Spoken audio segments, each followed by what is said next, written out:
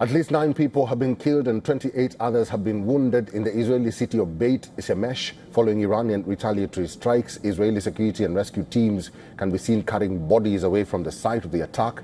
Visuals from the site of the attack shows several houses have been damaged with their rooftop tiles taken off. This is again from Beit Shemesh, Israel.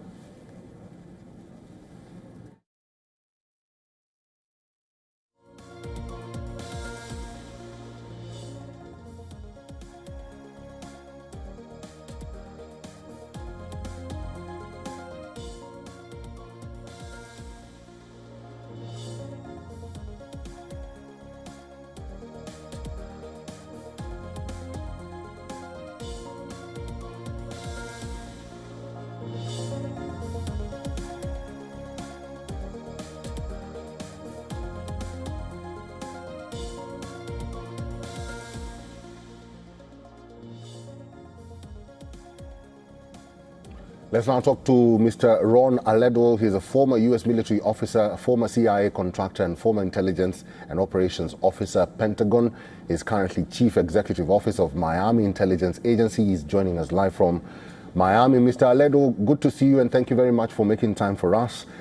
Maybe you can tell us what to expect in the coming days, because this retaliation could escalate in the coming days, but President Trump has warned Iran not to escalate because he might just have to use force.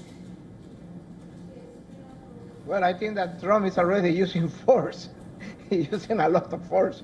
So this don't escalate because I'm going to use force. That absolutely makes no sense. I mean, the United States is using a devastating amount of force already, and also Israel. Now, you need to understand something. This is the first time ever in the history of war, in the history of the war, that you are trying to do a regime change without boots in the ground.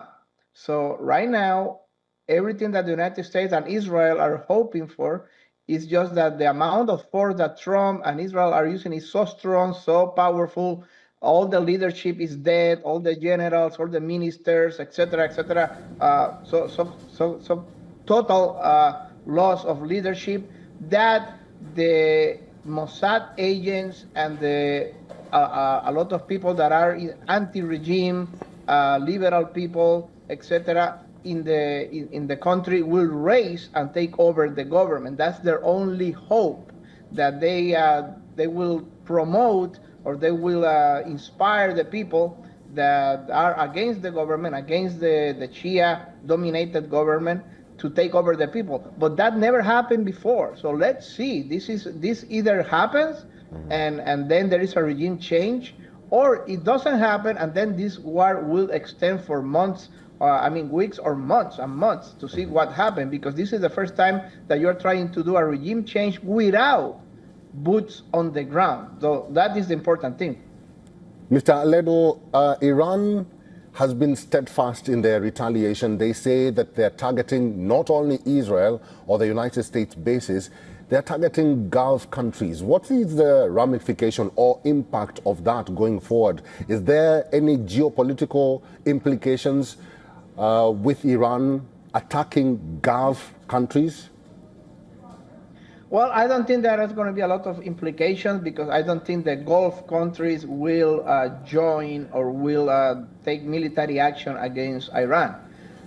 Basically, Iran is attacking U.S. bases and U.S. facilities in a lot of other countries. A very big, powerful radar of the United States, $1 billion radar, was apparently destroyed yesterday. And I think the radar was, if I am not wrong, in Qatar. I think the Iranians are attacking also the U.S. Navy facilities in Bahrain, and they are attacking military facilities in many other countries. I think in Jordan, they are attacking the